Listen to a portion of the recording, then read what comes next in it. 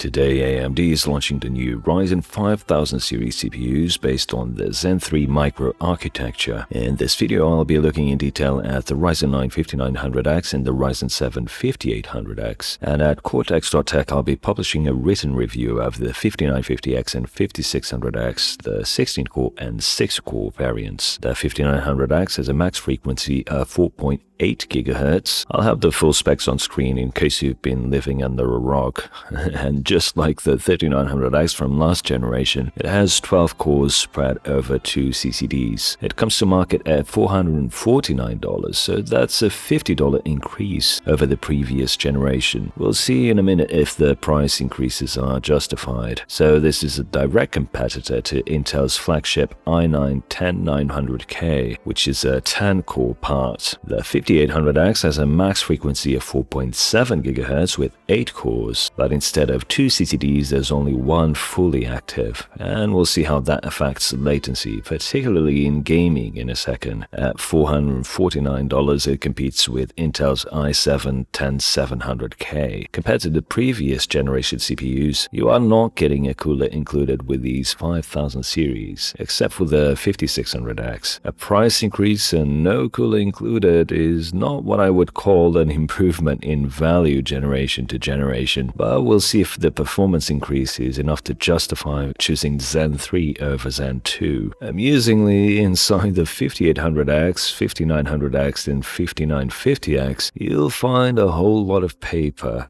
I wonder if this means that this is a paper launch by AMD. AMD doesn't comment officially on stock availability, but I asked around some of the larger retailers, and from 2 retailers in the UK, both said they had 500 units in total, so around 365 5600Xs, 185 5800Xs, 115 5900Xs, and around 45 5950Xs in these 2 UK retailers. I spoke with a large US retailer, and they had around 1,000 CPUs total, so that's a very limited sample pool as far as retail is concerned, but judging from this, it seems there aren't that many of them available at launch. Don't take this as gospel, as the situation could be different in other regions and other retailers. So if you can't get one, should you wait for stock to replenish, or should you just get one of the Zen 2 based equivalents if you need a CPU right now? Stay tuned to my conclusion at the end of the video. Let's move straight into benchmarks. The results are based on 3 run averages, and the test system specs are on screen. Also, there will be affiliate links in the description, so if you are planning to buy one of these products, make sure to use them, as that's a quick and easy way to support the Cortex channel. Starting with Cinebench R20 single thread, we can see that the average 19% IPC gain in Zen 3 compared to Zen 2 takes AMD ahead of Intel's 10900K, with my 5900X sample getting 638 points out of the box versus the previous chart topper in the mainstream high-end market, the 10900K, which got 531 points. The 5800X got the exact same single-threaded score of 638 points, which is very impressive when you consider that the 10900K costs around $200 more, and you compare the 5800X with an affordable B550 motherboard. Things get interesting when it comes to overclocking though, so there's no per-clock frequency adjustment in Zen 3, and because the core and cache complexes are now unified into a single CCX, overclocking a CCX or a CCD is the same thing. You can push the chips pretty hard, but the single-core performance actually starts to degrade as a result. But it might still worth it for you to overclock anyway, and here's why. The 5900X overclocked to a sweet spot of around 4.7 GHz, so a max boost of just over 5 GHz, and I'll explain what this sweet spot means in a second, actually dropped from 638 to 634 after a 3-run average, and the 5800X boosting to 4.950 MHz dropped to 627 points. I mean, it's a small difference, and they're still in a tier of their own compared to the previous generation Zen CPUs and Intel's best. But when we look at the multi-threaded results in R20, you can see why finding the sweet spot overclock is worth it. The 5900X got 8,507 points out of the box, and the 5800X got 6,119, but with the overclock, the 5900X gets 8,702, which is in the 3950X territory, and the 5800X overclocked overtakes the 10900K with 6,160 points. So by overclocking, you get significant gains in multi-threaded workloads that are similar to R20, with very small losses to single-threaded performance, if you don't go overboard. At the time of testing, there were some bugs in the BIOS still when it came to overclocking and underclocking, so I won't delve too deep into these results in this video, but I can tell you that I can get over 10,000 points with the 5900X by manually overclocking, although currently that comes with a severe penalty to single-threaded performance. So that means with enough patience you can tweak this 12-core CPU to render faster than the 16-core CPU from last year, which is pretty insane. In the coming weeks, as these BIOS bugs get ironed out, I'll have a more detailed report on overclocking at cortex.tech. Follow me on Twitter at cortex so that you'll know when that article is up. But for now, my recommendation is that you install the new version of Ryzen Master that will be available today from AMD and just run the auto overclock feature. I found that it resulted in completely stable overclocks that didn't seem to affect the single-threaded performance too much. It's a one-click free performance boost basically. Moving on to Photoshop, where Intel has traditionally held the lead, both the 5800X and 5900X come out ahead of Intel's 10900K by a large margin. Again, very impressive IPC gains allow AMD to trump Intel even in workloads that favor faster single cores. Next up is Blender, which is a free 3D modeling tool that's very popular and used in a lot of studios around the world. I'm running the BMW and classroom tests combined here, and the fastest CPU tested to conclude those renders is the 5900X at 405 seconds, with the 5800X coming next at 572 seconds. Intel's best mainstream chip, the 10900K, takes 659 seconds to complete these renders. I think it's safe to say that if your job depends on doing CPU-based renders, then the 5900X will pay for itself compared to last generation's 12-core, the 3900X. And if you can't push your budget to the 12-core, then the 5800X delivers stellar rendering performance, beating even the 16-core 3950X in Photoshop. Continuing with rendering tests, POV-Ray favors fast core raw speed, FPU speed, as well as bus speed, in addition to large cache pools, all of which it puts to good use to quickly render ray-traced scenes. Running the single-core test, the 5900X and 5800X are the first to break the 600 pixel per second mark, averaging 622.89 and 613.96 respectively, and handling beating the Intel 10900K. Now, I've been saying for a while that Intel should just rebrand their Extreme Edition CPUs and start selling those as mainstream parts to compete with Ryzen. But when we look at multi-core performance in POV-Ray, we see why even that wouldn't do much for Intel's position in the market these days. The 5900X with its 12 cores is beating the 16 and 18 core Extreme Edition Intel CPUs with 7,407 pixels per second. The 5800X is not too far behind the 10900K despite having 2 less cores and a lower frequency. In V-Ray, we can see just how much faster the 5900X is compared to the 3900X at 24,896 K samples versus 20,000 on the Zen 2 12-core. The 5800X comes within spitting distance of the 10900K, which is impressive considering the price difference between these two. Moving on to compression and decompression workloads, in 7-zip, the combined MIPS show how much of a beast these new Ryzen chips are, especially in decompression. The 5800X is scoring close to the 16-core 3950X here, which is nothing short of impressive. In the CPU-Z built-in benchmark, the 5900X gets the best single-threaded score at 680.2 points, with the 5800X not too far behind at 664.1, both ahead of the previous chart leader, the 10900K. The multi-threaded score sees the 3950X still ahead thanks to its extra cores, but again we see the 5900X getting pretty close despite having 4 less cores. The 5800X gets outclassed by the 10900K in this multi-threaded test, which is to be expected given the core disparity. For you fans of console emulation, next up we have Dolphin 5, which is a GameCube and Wii emulator that lets you enjoy classics like Super Mario Galaxy and Luigi's Mansion on the PC. This emulator, like many others, has historically favored Intel CPUs, and it's one workload where clock speeds in IPC are really what matters and not large amounts of cores. So let's see how the new Zen 3 chips fare. I have to say I'm a bit surprised here to see the 10900K still ahead in this render test, but if you look at the gap between the 10600K to the 3950X, you get an idea of how well optimized this emulator is for Intel CPUs. So the fact that the Zen 3 chips are coming close to the 10900K is in reality a massive improvement over the previous generation. I wonder if an aggressive overclock would take the AMD chips to the top of the chart here, and that's definitely one test I will be running in the coming weeks. Again, stay tuned to cortex.tech for that. Moving on, Passmark is a great test because it gives us a good idea of real-world performance by testing browser performance, spreadsheets, video calls, and a variety of common CPU workloads. The 5900X performs well ahead of the Zen 2 12-core that it replaces, the 3900X, topping the chart here at over 40,000 points. The 5800X is also well ahead of the 10900K, which is again impressive given the fewer cores and cheaper price. Next up, another benchmark that aggregates common office-type tasks is PCMark 10, and here we see the 5900X and 5800X getting a slight lead over the previous chart topper, the 10900K. It's interesting how the 5800X gets a score well ahead of the 16-core Zen 2 based 3950X here. And before we move on to some games, let's look at the popular DX12 synthetic benchmark Time Spy. The 5900X tops the chart again with 14,598 points, coming ahead of the 3950X, and following that is the 5800X with an impressive score that beats the 12-core 3900X by a slight margin, and the 10900K by around 500 points. So not looking good for Intel when it comes to productivity, rendering, etc. But let's take a look at gaming. The first game we will look at is Death Stranding. At 1080p with very high settings preset, both the 5900X and 5800X get 141 FPS average. Note that the 1% lows are slightly higher on the 10900K versus the 5800X though. At 1440p and 4K, the GPU will be the bottleneck to performance in graphically demanding titles. So at those resolutions, the top performing CPUs would likely become indistinguishable from each other.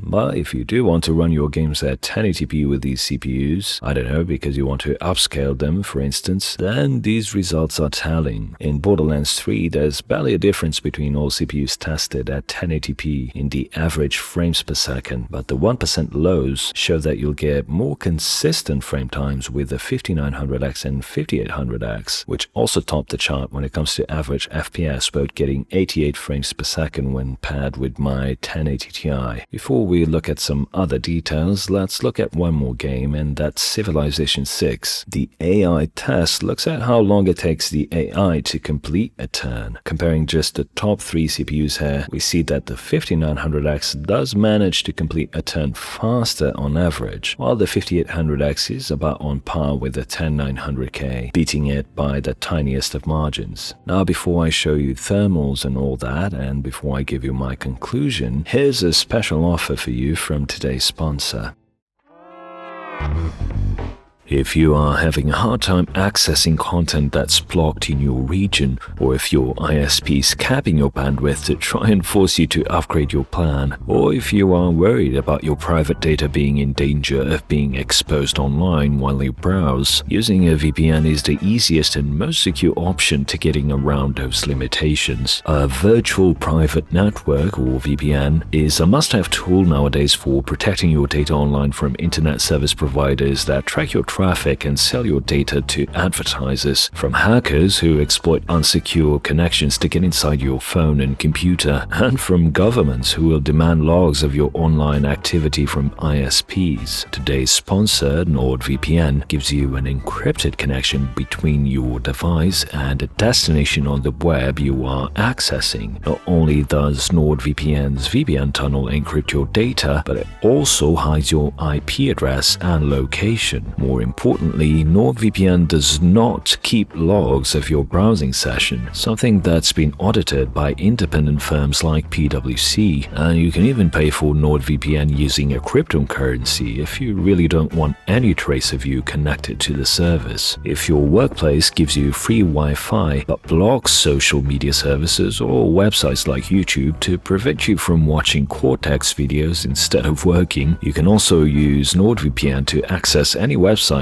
or online service without restrictions. And the best thing about it is you don't have to sacrifice speed while doing so, something that few VPN services can provide consistently. You can have up to 6 devices protected with just one account, and if you use the promo code Cortex on a 2-year plan, you will get 68% off, an additional month for free, and NordVPN is throwing in an extra free plan if you use this link. So have a look around online, do your own research regarding VPNs, and if you find that you need one, go to nordvpn.com/Cortex or use the link in the video description. It's a VPN service that I can definitely recommend. So as you can see from the charts I've shown you, and I highly encourage you to check other reviews like over at Hardware Unboxed on YouTube and anantech.com for a written review, you can see that the 5900X is an absolute beast. It consistently performs better than the 16-core 3950X with the exception of Cinebench R20, but the difference is so small in rendering that at $550 compared to the $700 that the 3950X is going for, I think you're better off using that difference in price and just get better RAM instead, or better cooling, and get this new 12-core part instead of the 3950X. From the limited time I've had with the 5950X, the new 16-core, the 5900X is either matching it or actually slightly ahead of it in gaming for the most part. So at $550, even considering the fact that you now have to add a cooler to it, I think the 5900X is a stellar product. It feels snappy to use in Windows. The BIOS has some small issues related to overclocking that need to be ironed out, but overall it's just a great product that justifies the price increase in my opinion. And if you decide to buy it, using the links in the description of course, you'll be getting what you pay for. The 5800X on the other hand is a bit harder to judge. In a vacuum, it's phenomenal. The problem is the $450 that AMD is asking for it, without even including a cooler, is the same price that the 3900X is going for currently, which comes with the Wraith Prism included. And even if you want to argue that for such a high-end product you should just add your own high-end cooling solution, something I don't necessarily agree with, as the Wraith Prism is a very accomplished little cooler. You also have the 3900 XT, which you can find for $445 at the moment, and in many productivity tests it will be performing better than the 5800X. Not to mention things like streaming, where the additional cores will really make a difference. So in my opinion, if gaming is your priority but you want to have at least 8 cores for some rendering on the side, the 5800X is now the best value gaming processor on the market. Even if Intel drops the 10900K to the same price,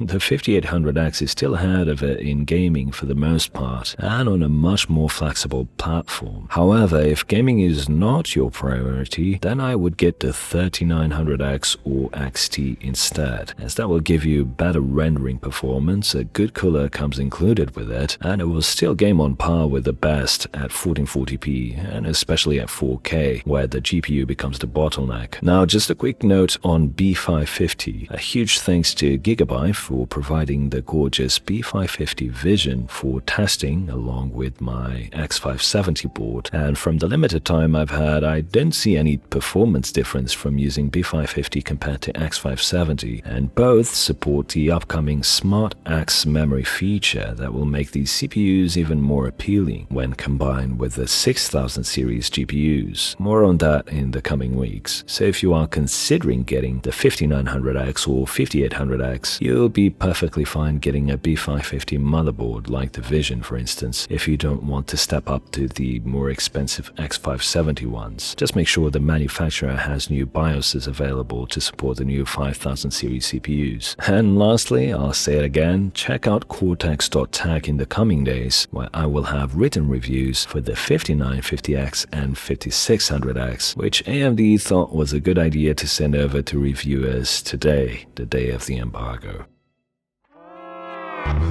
If you like independent reviews that tell it like it is, then consider supporting my channel on Patreon at patreon.com/Cortex. A huge thanks to my patrons for their continued support. By joining, you get exclusive access to the Cortex Discord server, as well as some other exclusive content and a few goodies. If you can't contribute financially at this time, then please give this video a like, as that really helps the channel. Thanks for watching, and until the next one.